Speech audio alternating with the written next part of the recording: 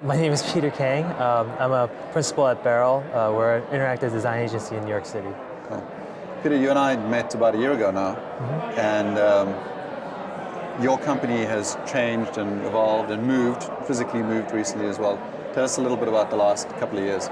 Yeah, so we went from, 2 years ago, we were about 10 or so people, and we hit a nice growth spurt, and ended up almost tripling in size. And as a result, space constraints happened, so we had to move.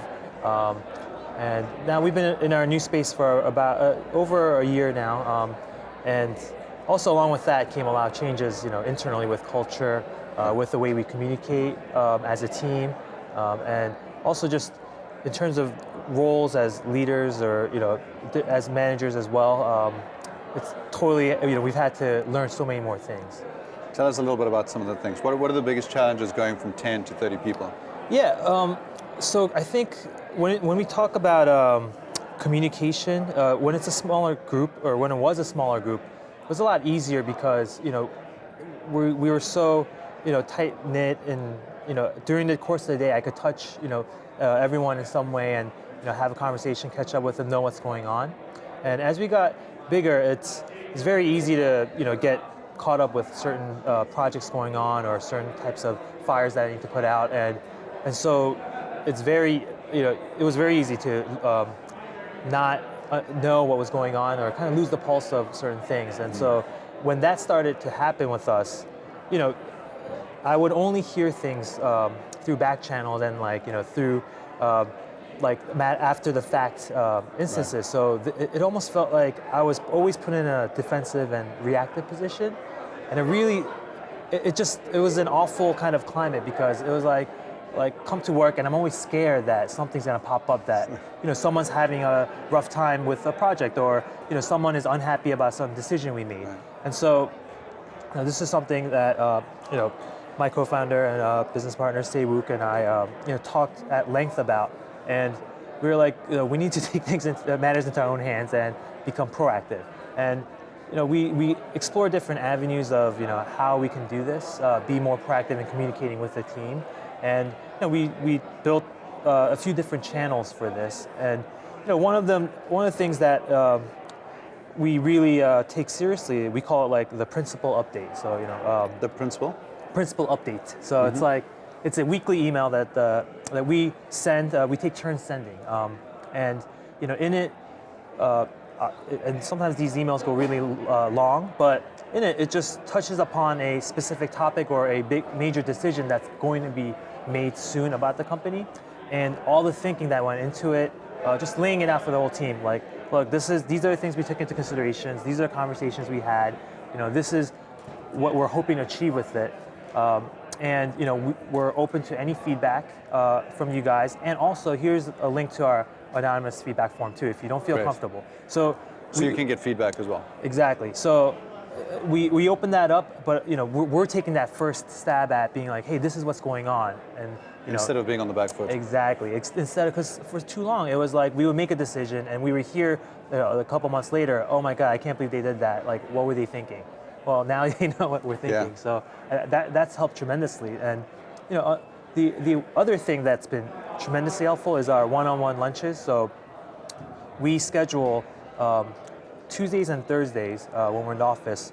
I take somebody out, and Wook takes somebody out, and we just have an hour and a half conversation lunch. And we're in New York, a lot of great places to eat. So it's always people are excited to go out and try different places too. So it's good energy, and it's time to really delve into, hey, what are you working on? What are things that excite you? What are things that are challenging to you? And it unearths a lot of things that we can actually act on. And that's another kind of, it feels great, because now we're the ones kind of constantly seeking that information. So doing one-on-one lunches sounds like a really good solution, except when you've got maybe 100 employees. Does that mean that you intend on staying at about the size you are and maintaining that direction, or do you have other plans? Yeah, I mean, I'm never opposed to the idea of growing bigger. I think we'll make informed decisions when the opportunity present themselves. But so yeah, there's the whole scalability element, right? But for now, we have, with about 20 or so people, the two of us taking turns, taking 4 people out a week. It's a really nice pace, and Sustainable. it is sustainable at the moment, and so I think like we understand that things that work for us at 10 don't work for us now. Things that might when we get to be 50 or 75 might not work. So then. there's no sacred cows. You're willing to change this? No, it's for us. It's the approach. It's the idea that let's open as many different communication channels that we can manage effectively and consistently. So it can't be a one-off thing and you just forget to do it. It's got to become a habit that we develop. Now, during all of this change, you personally must have changed. Yeah. Can you open that door and tell us a little bit about how it changed Peter? Yeah, sure. So I started the company really young. I was 23, Sayuk was 21, and so we're heading into our 8th year. So we didn't know better about a lot of things. Just in terms of working with each other, working with our first employees. It was like everything started with we were scared. I mean, that's the best way to put it, because we operated a lot from a place of fear where it's like, well, we're paying these people to do work for us. Like, can we trust that they're doing it? It's an awful mentality. Sometimes I'm like, man, I should have worked somewhere, or at least learn more.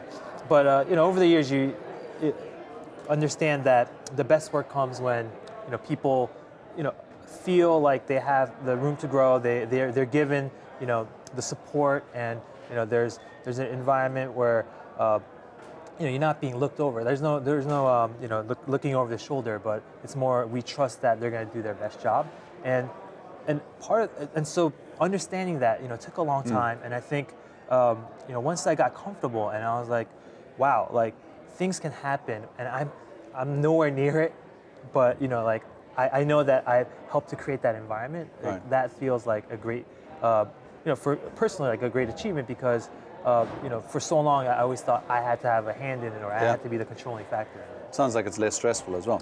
Definitely less stressful, and and that's the thing. It's now that when I'm thinking about, look, what is my role, as the leader of the company? It's no longer to obviously be in the trenches and design with my team, but it's to design the environment and the kind of systems and processes that will enable them to thrive and flourish.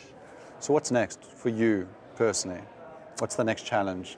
Yeah, I think for me, I really want to share and definitely play a bigger role in in our industry, and also just be able to obviously write down a lot of things that I learned, and get Leave a things legacy out there. Leave a legacy, I suppose. But more so, it's one thing that I've been doing that I've really found to be effective personally for me is just no matter what, I try to write at least 300 words a day, just of some topic. Great discipline. I was like, I have to do this because I can't. If I go, I'm gonna write 5 blog posts by the end of the month. It never gets done. But if I write just 300 words a day, it moves the needle a little bit in a direction. And after so I'm on I think day 60 something right now, and I look back, I'm like, whoa, that's a lot of words. And most of the times it's like 600-700 words. So I'm like, I could do 20-something thousand words. So is there a book in your future, or? So I mean, that's like.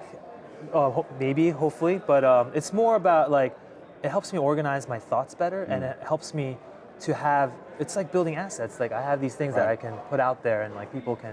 So it's cathartic, and you're building some marketing or business development assets. Yeah. So those are going to be great byproducts, I hope. But at its core, it's about instilling a good habit, and also just being able to give myself the time to organize my thoughts and clear my thinking. Good.